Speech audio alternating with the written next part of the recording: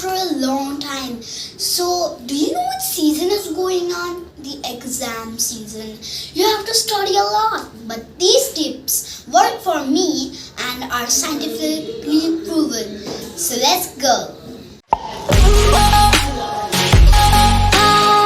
Number one is to take your breaks in between, but you have to be careful or you will end up like studying for 20 minutes and taking break for 2 hours. It's not good.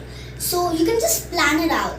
Let's say you study for 30 or 45 minutes and you take breaks for 5 to 10 minutes. In that 5 to 10 minutes, you will not just watch any screen or anything. It's not good. So you can just take a walk, and taking a walk outside will refresh your brain. So take a walk or do something fun like something physical. So next one.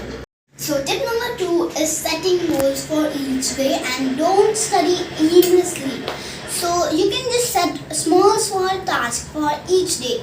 Like those could be completing 2 or 3 lessons of a subject or completing all the worksheets. Tip number 3 is to say things out loud, whether it's a maths table, any lesson or question and answer. Thus, recent studies have found out that reading things out loud helps them to get stored in long-term memory.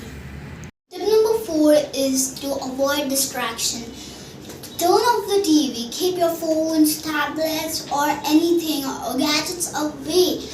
And also you can use them as a reward when all the task of the day is completed.